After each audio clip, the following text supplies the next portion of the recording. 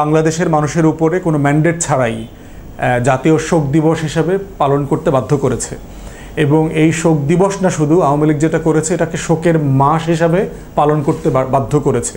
প্রত্যেকটা টেলিভিশন, পত্রিকা শোকের মাস 1 তারিখ থেকে শুরু করে 2 তারিখ, 3 তারিখ, 5 তারিখ, মানে এরকম যে শেখ মুজিব মনে হয় আগস্ট মাসের প্রত্যেক দিনই একবার করে খুন হয়েছে। 15 তারিখে খুন হওয়ার পরেও সে 16 তারিখেও খুন হয়েছে। আগস্ট মাসের একেবারে 30 তারিখ পর্যন্ত সে শুধু খুন হয়েছে আর হয়েছে। পুরো মাস জুড়ে মনে হয় শেখ মুজিব পরিবারকে খুন করা হয়েছে। তো আওয়ামী লীগের অধিকার আছে, আওয়ামী লীগের নেতৃবৃন্দের অধিকার আছে, তাদের নেতা মারা গেছে, খুন হয়েছে সেই দিন, যেটাই অবশ্যই আমরা আমাদের পক্ষ থেকে অবস্থান খুব ক্লিয়ার। কোনো ব্যক্তিকে খুন করা যাবে না, আগে খুন করাও ঠিক হয় নাই, ভবিষ্যতে করা যাবে না। আমরা সব কিছুর হচ্ছে বিচারিক অবস্থা চাই।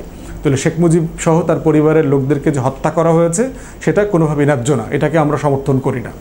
যেহেতু তাদেরকে মারা হয়েছে, তাদের ব্যাপারে দোয়া মাহফিল করা, দিবস পালন করা, শোক দিবস অথবা যে কোনো দিবস পালন করবার অধিকার আওয়ামী লীগের আছে। এই অধিকারে আমরা বিশ্বাস করি। তারা কি ফর্মে করবে সেটা তাদের ব্যাপার, মিলাদ মাহফিল করবে, কবর জিয়ারত করবে। আবার অন্তর্বর্তীকালীন সরকারের যে সিদ্ধান্ত এই দিবস রাষ্ট্রীয়ভাবে পালন না করবার, এটাও সঠিক সিদ্ধান্ত।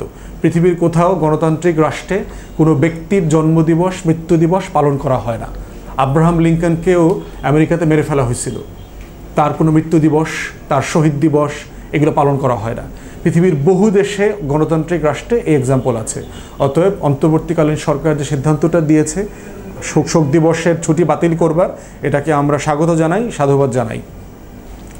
আওয়ামী লীগ বিভিন্ন ব্যানারে 15 আগস্টে 32 নম্বরে যাওয়ার চেষ্টা করছে, সংখ্যালঘুদেরকে অর্গানাইজ করার চেষ্টা করছে, সংখ্যালঘুদের ব্যানারে হাজার হাজার আওয়ামী লীগের নেতাকর্মীকে ঢাকায় আনার চেষ্টা করা হচ্ছে, মিছিল করবে, তারা কু করার চেষ্টা করতেছে, তারা কেয়ারটেকারের উপদেষ্টার অফিস ঘেরাও করার চিন্তা করতেছে, বঙ্গভবনে যাবে, বঙ্গভবনে গিয়ে তারা চুপ্পুকে দাবি করবে এই সরকারের সব উপদেষ্টাকে স্যাক করে ডিসমিস করে দেওয়ার জন্য।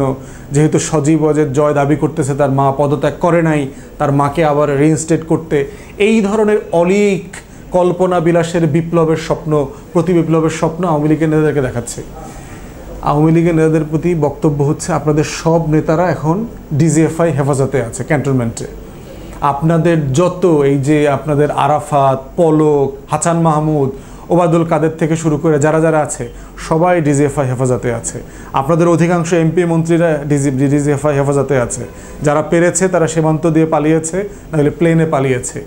প্রতি বিপ্লবের নামে সংখ্যালঘুদের ব্যানারে আপনারা যা করার চিন্তা করতেছেন এটা একটা অলীক চিন্তা।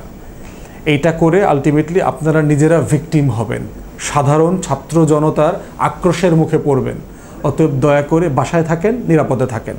কোভিডের যে প্রোটোকল আছে ওই প্রোটোকল মেনে আপনারা চলেন।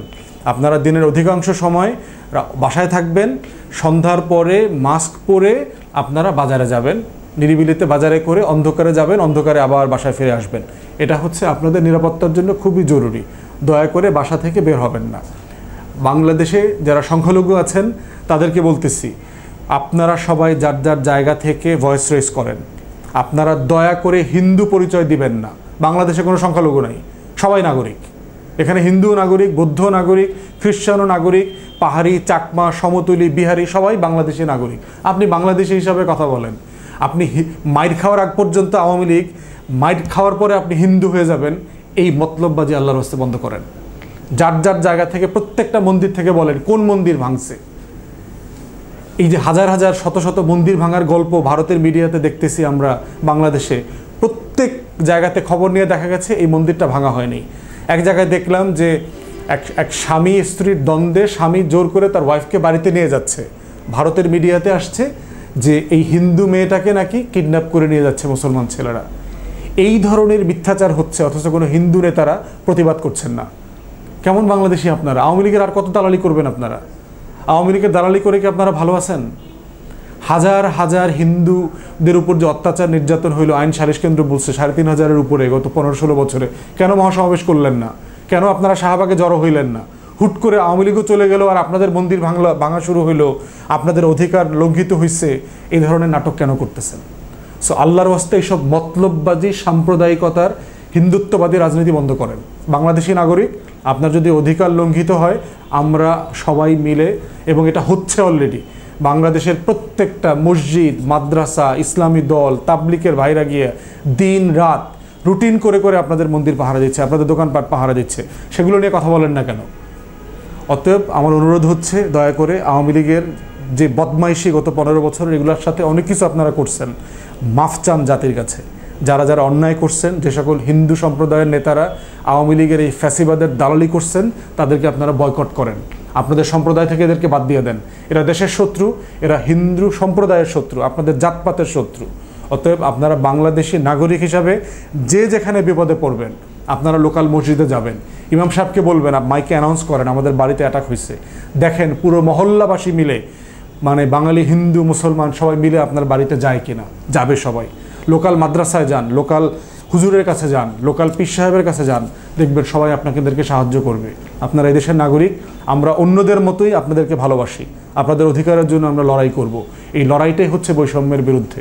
কোনোভাবে আওয়ামী লীগের এই সাম্প্রদায়িক রাজনীতিতে পা দেবেন না। ভারত যেটা করতেছে, দিল্লি হিন্দুত্ববাদীরা, RSS, বিজেপি মিলে বাংলাদেশি হিন্দুদের নিরাপত্তা বিঘ্নিত করতেছে, এটা নিয়ে আপনারা কথা বলেন। বাংলাদেশি হিন্দুদের সবচেয়ে বড় শত্রু হচ্ছে এখন ভারতীয় হিন্দুরা, এই বাঙালি হিন্দুরা পশ্চিম বাংলার, আর আপনাদের হিন্দু নেতারা। অতএব আপনারা বাংলাদেশি হয়ে নিজের অধিকারের জন্য ফাইট করেন। এই ফাইটে আমরা সবাই আপনার সাথে আছি। আপনাদের মন্দির, আমাদের মাদ্রাসার ছেলেমেয়েরা পাহারা দিচ্ছে, দিবে, কন্টিনিউ দিতে থাকবে। এবং একের পর এক জেলার রিপোর্টগুলোতে আমরা দেখতে পাচ্ছি, জেলাতে কোনো মন্দির আহত হয় নাই। যাদের বাড়িঘরে অ্যাটাক করা হয়েছে এরা সব আওয়ামী লীগের নেতা। তো মুসলমান নামধারী আওয়ামী লীগের নেতারা তো বাড়িঘর জ্বালায় দিচ্ছে। এই যে ক্রিকেটার মাশরাফির বাড়িও তো আগুন দিয়ে পোড়ায় দিচ্ছে। তাহলে ও কি হিন্দু? এই জন্য কোনটা আওয়ামী লীগ হওয়ার কারণে পোড়াইছে, কোনটা হিন্দু হওয়ার কারণে পোড়াইছে, এই পার্থক্য, ফারাকটা আপনাদের কাছে পরিষ্কার থাকতে হবে। দয়া করে 15ই আগস্টের নামে কোনো ব্যানার নিয়ে আপনারা যায়েন না, আপনারা আওয়ামী লীগের ফান্দে পড়েন না। আমি সংখ্যালঘুদের বলবো, দয়া করে 15 তারিখে কোনো প্রোগ্রাম থাকলে প্রত্যাহার করেন। 15 তারিখে কোনো প্রোগ্রাম করেন না, আগস্ট মাসে কোনো প্রোগ্রাম করেন না। বরং আপনাদের কোনো দাবি দেওয়া থাকলে, অধিকারের জন্য থাকলে, যারা বৈষম্য বিরোধী ছাত্র আন্দোলন আছে, লোকাল মসজিদ, মাদ্রাসা, হুজুররা আছে, তাদের সাথে যোগাযোগ করেন, প্রশাসনের সাথে যোগাযোগ করেন। সাধারণ মানুষ আপনাদের পাশে থাকবে, আপনাদের নিরাপত্তা দেবে। দয়া করে দয়া করে দয়া করে আল্লাহর ওয়াস্তে আওয়ামী লীগের ফান্দে পা দিয়েন না। প্রতি বিপ্লব সফল হবে না, কালকে কিচ্ছু হবে না বাংলাদেশে। আওয়ামী লীগের কিছু সাধারণ লোকজন মাইর খাওয়া ছাড়া কিচ্ছু হবে না কালকে, নিশ্চিত থাকেন আপনারা। আর সাধারণ জনগণকে বলছি, রাস্তায় থাকেন, আপনারা সবাই রাস্তায় থাকেন। এই বিপ্লবকে পাহারা দেবার দায়িত্ব বিভিন্ন জায়গা থেকে বিভিন্ন ফর্মে আমাদের সবার। এই বিপ্লব কোনোভাবে ব্যর্থ হইতে দেওয়া যাবে না, এবং এটা হবে না ইনশাআল্লাহ। সাবেক পতিত স্বৈরাচারের যিনি উপদেষ্টা ছিলেন, ওনার ছেলে, সে ভারত সরকারের কাছে দাবি করেছে যেন বাংলাদেশে 3 মাসের ভিতরে নির্বাচন হয়। প্রশ্ন হচ্ছে যে ভারত সরকারের কাছে দাবি করলে সেটা আমাদেরকে বাংলাদেশের মিডিয়াতে অথবা বাংলাদেশকে বলবার দরকার কি? অন্তর্বর্তীকালীন সরকার কি দিল্লির ইনস্ট্রাকশনে চলবে যে আপনি ভারত সরকারের কাছে দাবি করছেন? আজকে দেখলাম ভারতের হাই কমিশনার আমাদের পররাষ্ট্র যে উপদেষ্টা আছেন তার সাথে গিয়ে দেখা করেছেন। তিনি আসলে কেন গেছেন? তিনি কি আসলে এই জয়ের বক্তব্য পৌঁছায় দেবার জন্য গেছেন সেখানে? যে জয় মহাশয় দাবি করেছেন যে 3 মাসের ভিতরে যেন অন্তর্বর্তীকালীন সরকার নির্বাচন দিয়ে দেয়, আর আওয়ামী লীগকে যেন পুনর্গঠন করবার সুযোগ দেওয়া হয়। আওয়ামী লীগের রাজনীতি থাকবারই তো কোনো অধিকার নাই। পৃথিবীতে গণ অভ্যুত্থান পরবর্তী প্রত্যেকটা ফ্যাসিবাদী সরকার যে দলের নেতৃত্ব হয়েছিল, সেই দলগুলোকে ইউজুয়ালি ব্যান করা হয়। জার্মানিতে হয়েছে, ইটালিতে হয়েছে, ইরাকে হয়েছে, পৃথিবীর বিভিন্ন দেশে হয়েছে, বাংলাদেশেও করেছে। আওয়ামী লীগ সরকার যখন স্বাধীনতা যুদ্ধের পরে দায়িত্ব নেয়, পাকিস্তানপন্থী প্রত্যেকটা রাজনৈতিক দলকে সে নিষিদ্ধ করেছে। নিজামী ইসলামী, মুসলিম লীগ, জামাত থেকে শুরু করে যারাই পাকিস্তানের অখণ্ড পাকিস্তানের পক্ষে ছিলেন তাদের সবাইকে নিষিদ্ধ করেছিল, তাদের রাজনীতি নিষিদ্ধ করেছিল।